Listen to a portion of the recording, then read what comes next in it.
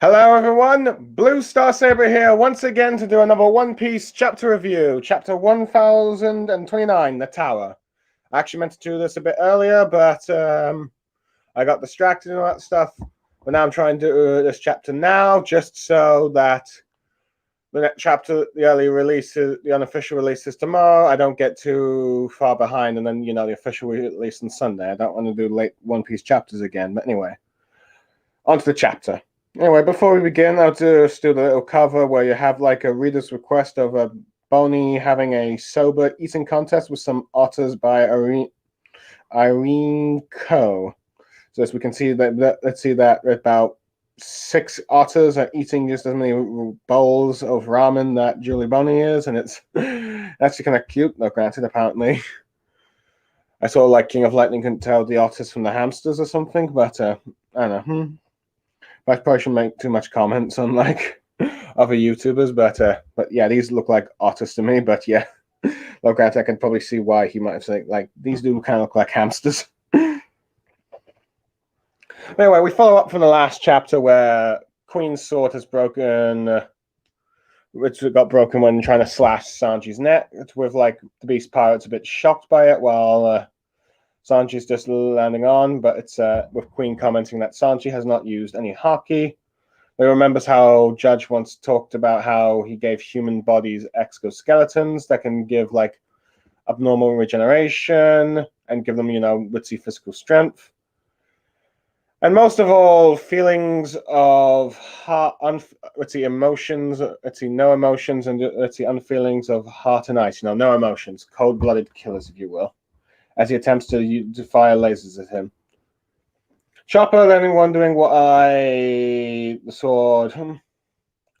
Saying he never saw anything like that in all the years, see the sword breaking on Sanji's neck, with like Sanji now starting to panic as he didn't intend for that to happen, and he doesn't want to turn out like his siblings, as we see them in in the background in a sort of flashback kind of way, as he doesn't want to be like those heartless monsters. So he panics and starts to run away and all that stuff, questioning what's going on with his body.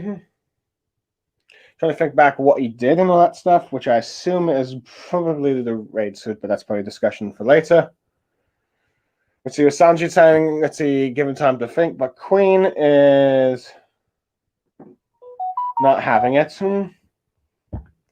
Let's see, though, I think Chopper's asking what is with Sanji and why he's feeling weird. I can't really tell whose voice it is. I guess I have to watch the anime when they finally animate this chapter. However, the Beast Pirates notice Sanji trying to escape, so they try to like shoot him with some guns. They hit him. Let's see. I'm getting excited, but he says like that hurt. All he says is that it hurt, shocking him in the what? Let's see. As he's starting to run away, the Queen is now firing lasers, saying, "Put on the battle suit already," as he wants to see the power of Germa science. Anyway, we cut to the next scene in which, like, let's see, Kid and Law are fighting Big Mom still. Where it seems like Big Mom is asking if Kid has got a migraine, as we see him helplessly on the floor, as it seems like his head is being completely bashed and all that stuff, or something's wrong with his head. As she's about to strike him down with a combined attack with, like, let's see, Hera and Napoleon to make some sort of, like, lightning sword. Let's see, with Law commenting about how, as you see, Kid holding his head in pain and all that stuff, with Law talking about what's wrong with him, he's acting all useless right now.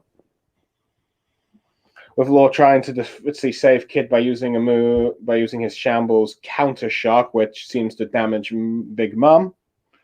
With Prometheus getting angry, saying that no one hurts their mama. And then uses a move called Stolen Fire on Law, burning him and all that stuff. A sort of fire shot kind of thing. But anyway, it seems like Big Mom is now begins with like a spinning sword strike called Mama Raid, which I believe hits Kid due to the fact that he's still feeling a bit of a headache. With Big Mom grinning with her, with like what appears to be like Kid and Law both knocked down. Though granted, Kid is still conscious as he's getting back up, but he's thinking like with this headache, it's like what's happening to him. as he comments how he's finally reached one of the 4 emperors, and if he dies now, then what was the whole point of him being a pirate in his career and all that stuff? With Big Mom just mocking Kid about his current situation, as he's mocking about how he just seems to die by himself and all that stuff, and she doesn't have to do a thing. As we see both Law and him injured and him cursing Kid. Anyway, we cut to the 3rd floor where we see Killer versus Hawkins, with I think Killer saying pleading with Hawkins to stop while he's laughing due to the smile fruit side effect, as we see that Hawkins is butting his head against the pillar, against the pillar, to show that his devil fruit ability is whatever damage he takes, Kid gets it, and it's clearly affecting how he's fighting and all that stuff. With Hawkins realizing that Killer has eaten a smile and mocks him for it. It's about how he's probably the most misfortunate person he's ever met or something like that. As Killer continues to try and still beg for him to stop. We see some kid pirates that we probably have never seen before, but I do kind of like their designs a bit. Hard to describe them. I do like the one with the spiky hat. They're really going with that punk rock kind of theme. I think they're doing from a rock band, if you will. With them asking how come Killer's not asking them to help take down Hawkins. Seeing them because as I have no idea what's going on, why he's just slamming his head, not knowing that Kid's life is connected to Hawkins and all that stuff. Well, he just tells them to just shut up and stay put. With them asking, why don't you fight then? Due to the fact that it's so frustrating for them to watch, due to the fact that the fires, and not to mention the fires, coming closer and closer.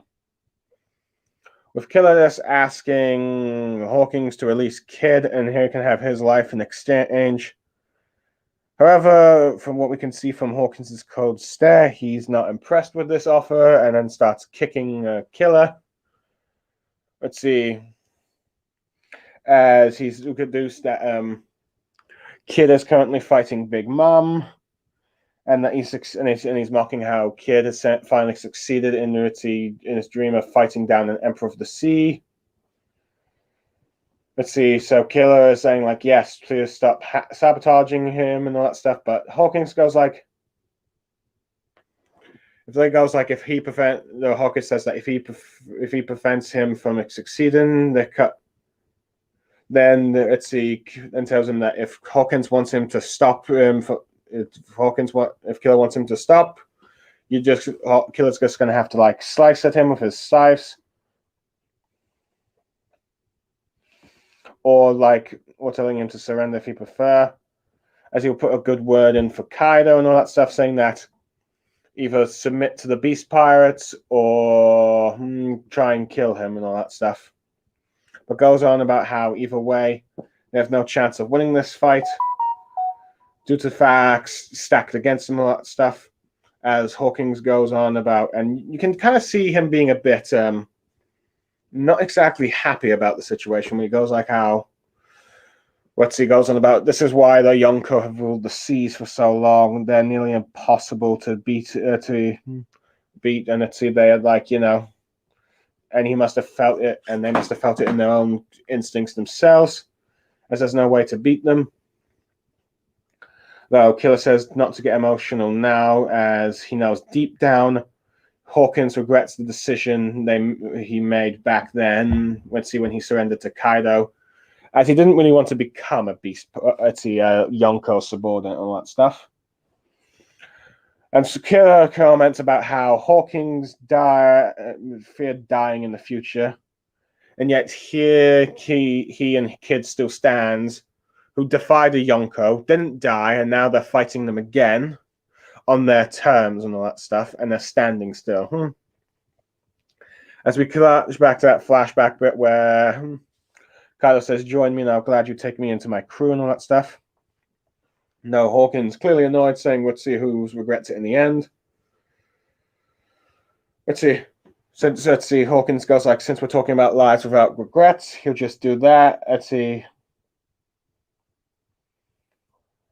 Let's see, as he's preparing to draw his sword, ready to, strike Killer. Though before they begin their fight, before Hawkins makes his move, Killer ends up asking like, let's see. He has two questions. The first one is like, if you take damage without a proper conduit, where does the damage go? With Killer Hawkins saying how he should know by now that if there's no one, let's see that how his power works. That if all the damage I take goes straight to Kid, as long as he holds the straw doll in his body, let's see, as long as the doll's in his body, Kid will receive the damage. All that stuff. Let's see, this is when we get this double-paged spread of then Killer slicing off Hawkins' left arm, shocking the Beast Pirates there, with Hawkins himself shocked by the arm, feeling the pain and all that stuff, like wondering how could he cut off his arm, given that since the damage. Let's see, that damage should have gone to Kid, but Hawkins points out that, Kid does not have a left arm due to the fact that it's, mechanical and was cut off by Shanks and all that stuff.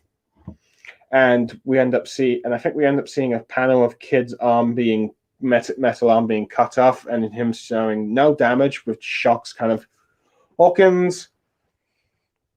As we see Killer grabbing like Hawkins's left arm, pulling the doll out that had Kid inside that. When he asks his next question, asking how many more lives left, and how many more lives are left inside Hawkins, which he says, congratulations, that's the last one. So he could clearly tell in his thoughts he didn't expected this.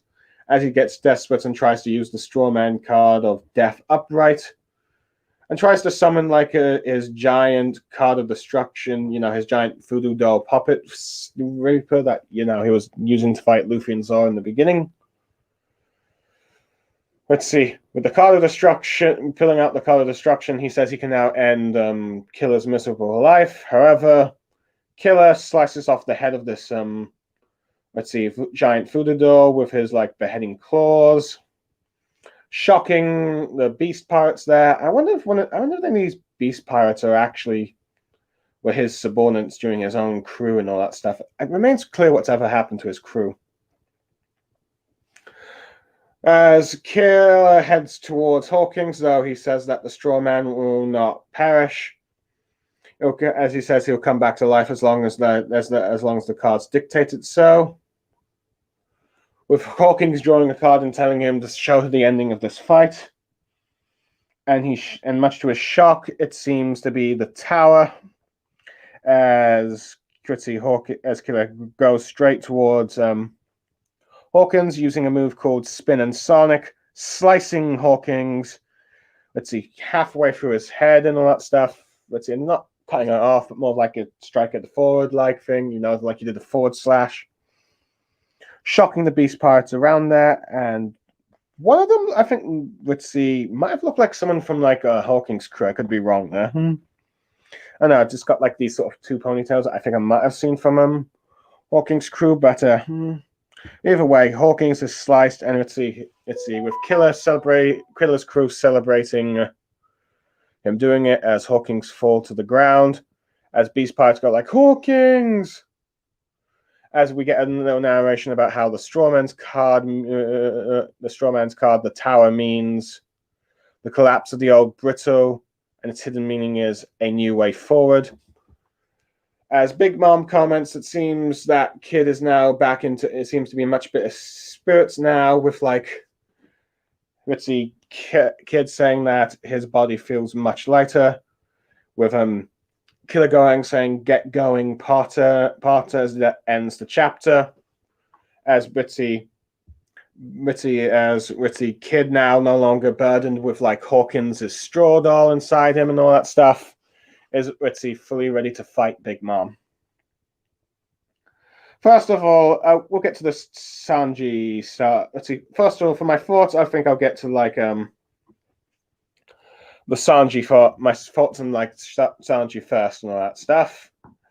I like how I do like how Queen knows quite a bit extensive knowledge about what Judge has been talking about, given how he bragged about creating humans with like body and exoskeleton that can regenerate and all that stuff, and give them super strength as well, and with like rid of them as emotions.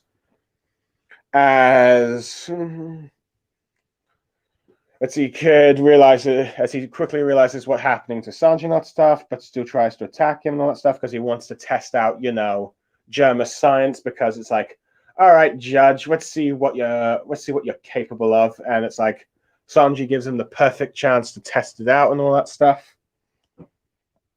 Meanwhile, Sanji, as we expected from last chapter, he doesn't want to turn into his siblings. He's very worried that he's going to lose his emotions and become heartless, scumbags like his brothers. As he's having a bit of a crisis of faith, as you will, and he's like, as he starts running away from the fight, thinking like, I need to figure this out. What's triggering this? How can I stop this? Because he's really worried about losing his emotions, since that was what his mother fought so hard to protect and all that stuff. And not to mention, he doesn't want to be like I said before, he doesn't like to be like his siblings. Not to mention, I'm pretty certain Ritzi's sister would probably also be disheartened to learn, though I'm pretty certain Judge would be like, oh, so now you've finally become the perfect being or something better. Who knows? Let's see, but I do like it. But it's like, so at the moment, Sanji is running away from this fight as he's trying to figure out what he did, which I assume it's due to the fact he's put on the raid suit, but who knows? Perhaps Oda's implying something else. So I guess Sanji, now granted, I don't think Sanji's going to lose his emotions at the end of the day, but it seems like Oda is probably exploring like, okay, what is exactly triggering this and how can I prevent it? I think Sanji is never going to go back to not having like a normal body, and he's going to keep the German modified body. But I think but he's going to at least keep his emotions. I think that is the route we're going. But yeah, I do like how you finally got some beast. Well, granted, this is the second time I've seen Sanji actually get shot successfully, as I believe some big mom pirates were able to successfully shoot him when he was trying to run away carrying Luffy, when they were like furious about, how dare you beat Katakuri, you must have cheated, kill Straw Hat. Though granted, that time is protected by his siblings, though this time he's got like Germa's like the Germa body and all that stuff, so it's like the gun bullets have no effect, so it's like Oda doing like, guns only hit the targets when I want them, the stormtrooper effect, if you will. But yeah, as as Queen continues, like go after him and all that stuff. But yeah, I assume that we're probably going to get at least 1 or 2 more chapters of like the Sanji versus Queen fight, as well as probably 2 more chapters of like the Zoro versus King fight, though I could be wrong, but that's just my prediction on that part. Anyway, I do like how we have Big Mom combining Napoleon with like with Hera's lightning abilities and all that stuff, creating a sort of lightning blade, which makes me curious to see how Sasuke with his Chidori or his lightning blade would have fared against Big Mom. But there we go. I do like how she's completely mocking Kid for like his supposed headaches and all that stuff, and it's clearly getting in the way of it's clearly getting in the way in his fight, with Law even going like, "You're damn useless right now." As granted, Ritzy realizing that he does need Kid in order to win this fight against Big Mom, does save him with the counter shock. I do like how Prometheus gets angry enough to like hit Law with his own fire attack, showing like the loyalty that the homies for the most part normally have against Big Mom, unless of course she decides to get rid of them and all that stuff, as we saw with Zeus. Which does make me wonder if Big Mom ends up dying in this arc. Does that mean that Zeus disappears? I mean, it never really stated about the thing. No. From what I can tell, I've seen some One Piece fans hoping that Big Mom is not permanently taken down in this arc and then fighting Luffy again next arc, because I think people want to see Luffy and Big Mom have a proper fight, but something tells me that Big Mom is, going to be down on account after this thing. But yeah, I do like how Big Mom, using some sort of spin attack Mama Raid thing, is just not hesitating. He sees that, look, Kid is, in a disadvantage, and she's taking that opportunity, even though she probably thinks that, yeah, I'm a lot stronger than Kid is and all that stuff, and is able to knock them down. But yeah, I do glad that we're finally getting bits and pieces of this fight. Whoops, accidentally opened a new tab there. I do like Kid's speeches about how he's finally got this chance to fight an emperor, and now this is happening to him, and he can't have his prior career end like this, dying in shame, if you will, because he is determined to win and all that stuff. So he has to do something at least before this all is done and all that stuff. As we know from Kid's career, he lost an arm against Shanks during this time. Ended up, going to Big Mom's territory to claim what he needs, and even wounding a Yonko commander. It still remains to be clear which one it is. A sweet commander. Let's see if it's one of the three that that the Straw Hats encountered during Whole Cake. Then who knows? I think some have predicted that it might be actually Smoothie he fought and wounded her a bit in order to try and get a polygryph or something, but that might be wrong. The other one I can think of is that he actually fought the then Sweet Commander Snack, and possibly damaged him enough that the Mad Monk Oog was able to beat him then afterwards. So that probably might explain a little bit of that, though. Who knows, though? If that's the case, that kind of undermines, I guess, Mad Monk Oog's victory against Snack. But yes, but now that he's had one defeat against a Yonk, he then suffered a defeat against Kaido, and then after, I suppose, possibly training as well in Udon his way and all that stuff, he's ready for a rematch, and now he is fighting Big Mom, granted with law, but yeah. So we've got that. But anyway, we end up, but I do like how Hawkins, to his advantage, though, granted, Kid's doll can take a hit from the looks of things, since most attacks, granted, I don't think Hawkins has had any near fatal death kind of strikes at him, compared to all the other times he's been damaged. That Kid is suffering due to the fact that getting these headaches is because Hawkins is butting his head in an attempt to torture Kid, to do damage to Kid, as well as torture Killer, to the fact that he can't do anything without saving his captain, without risking damaging his captain, as we see him beg for it with his laughs and all that stuff. Due to the fact that's all he can do to the Smile Fruit, and we end up seeing a bit of a more sarcastic, cruel side to Hawkins here, with him mocking Killer for his misfortune of eating a Smile Fruit, which is damn, Hawkins, you really are a bit scummy. So far, I'd say of the worst generation besides Blackbeard, I'd say Hawkins and Apple are probably the two most scummiest and most villain-like of the worst generation, because at least with Cad Bane, with Bage, he does actually care for his crewmates and does respect his wife's wishes and all that stuff, though granted he's still a bit of a heartless killer to his enemies and all that stuff, but he does have some redeemable qualities. So far I've not really seen any for Appo and Hawkins right now. Anyway, I do like how we got some of the Kid pirates arriving, saying what are you doing, Killer? Why are you just standing there? Why are you letting Hawkins do this? Why don't you let us fight and all that stuff? And I do like how Killer trying to get them to stay out of this fight, as he doesn't want them to know that Hawkins has their captain's life in his hands, as that probably make them panic and worry and all that stuff. Where eventually he comes to the point where okay, Hawkins, just let's see, just release Kid and you can take my life instead, though. Hawkins is having none. I like how Hawkins is having none of that, saying that. Let's see. Is he sort of mocking like the two from like trying to now fight against the bit it's a Yonko and all that stuff, but saying that the only options is like strike me and then killing Kid or submit to Kaido. Let's see, and here let's see, submit to Kaido and he'll put a good word for them, and see those like they have no chance to winning this battle as the Yonko are like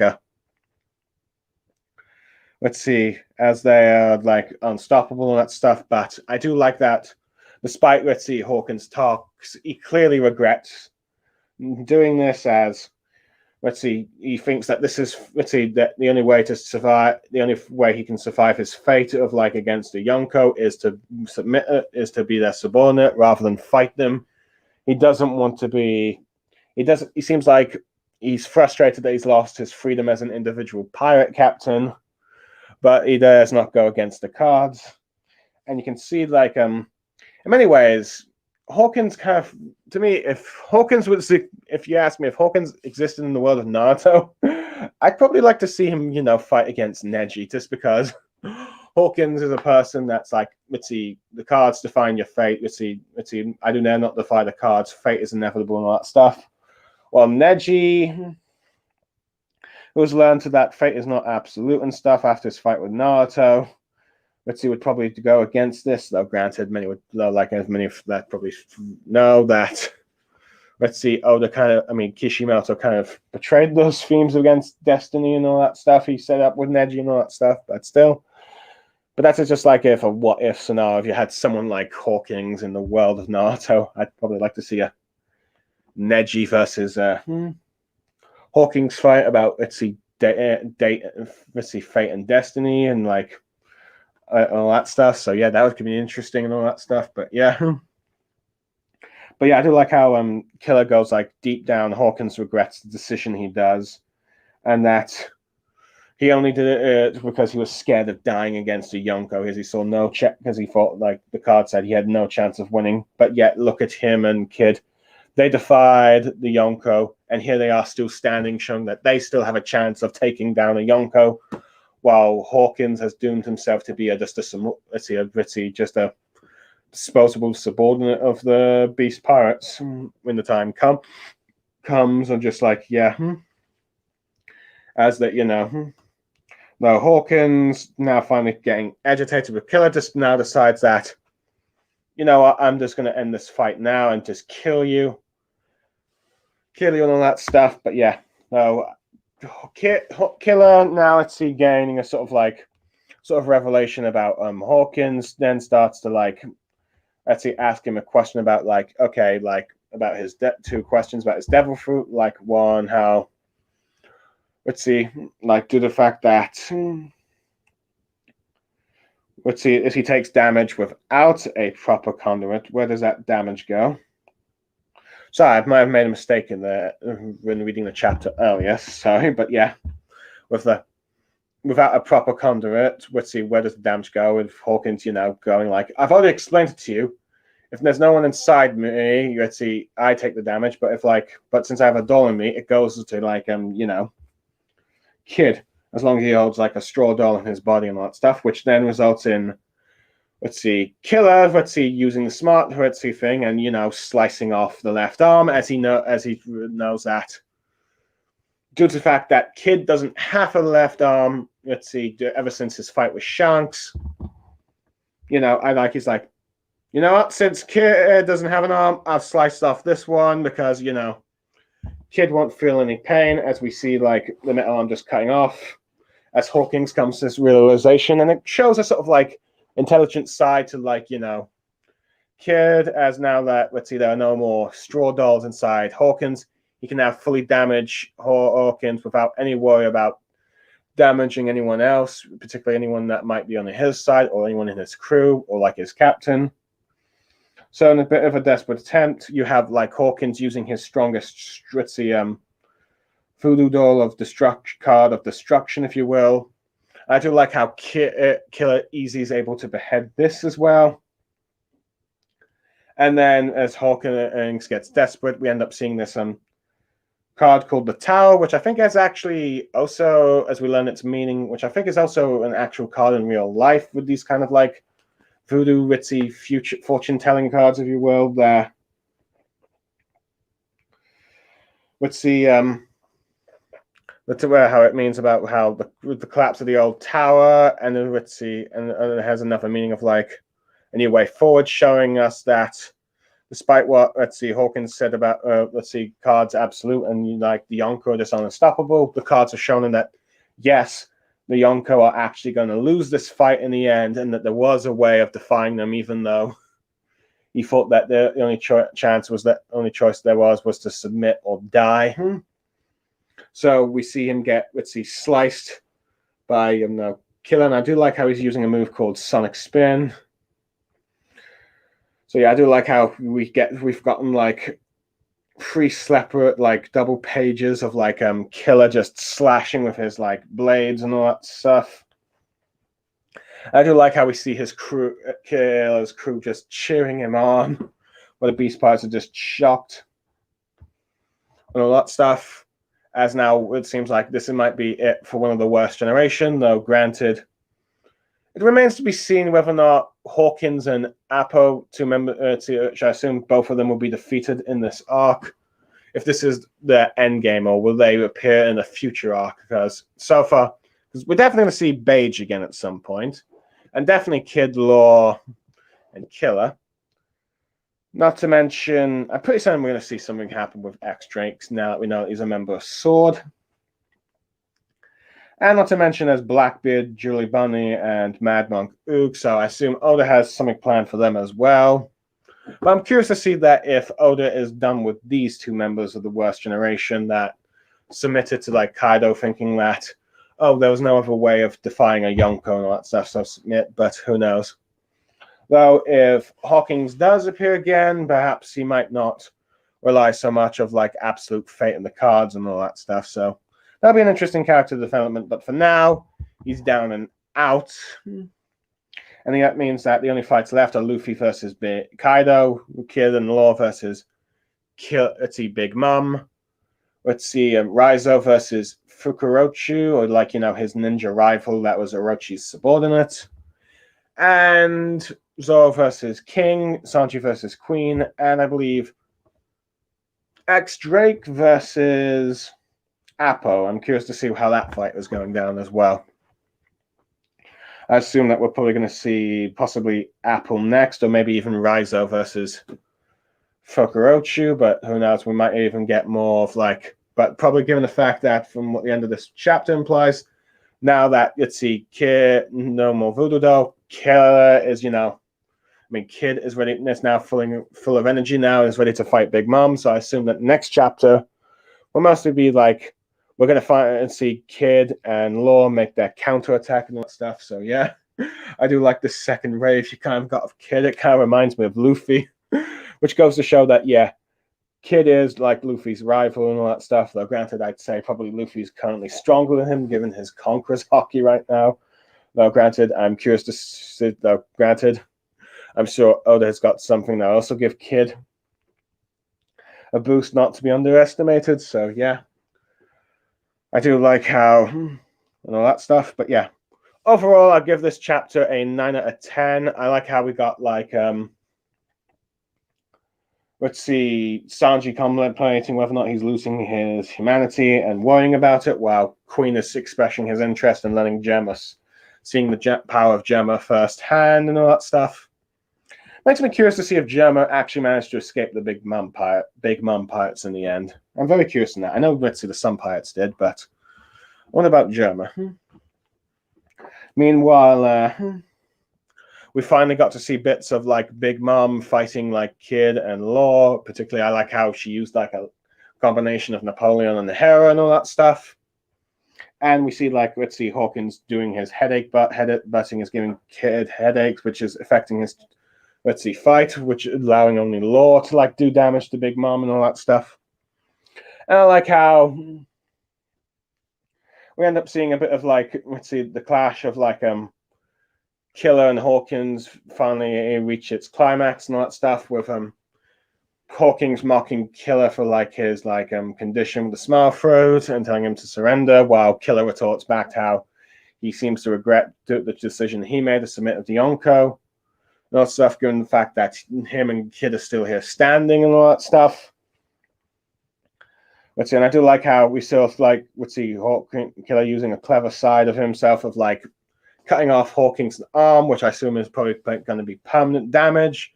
I wonder if he'll get like a cyborg arm or maybe even a straw man arm, really, in future if we do see him again. Let's see, cutting off the arm that Kid does not have. We're able to remove the straw doll, and then finally defeating Hawkins. Now granted, let's see, out of all the worst generation fights going down, I'm pretty certain Hawkins is probably the weakest opponent compared to, like, say, the all-stars that Sora and Sanji are fighting, and the Yonko that Luffy, Law, and Kid are fighting. But I think, Hawkins is a member of the worst generation and hypothetically should be on par with, like, those level of pirates, and not to mention he is a pirate captain. And I definitely think he's at least on the Toppi-Ropos level in terms of strength, given how that X-Drake was won and all that stuff. So, yeah, I think by the end of this arc, I can see Killer's bounty probably reaching 600 million.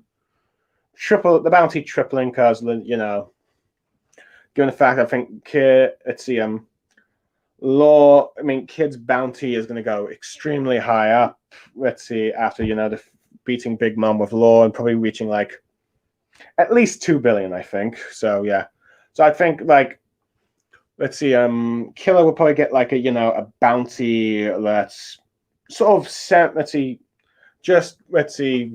above pirate, your average pirate captain level and around like top or low officer related, though granted.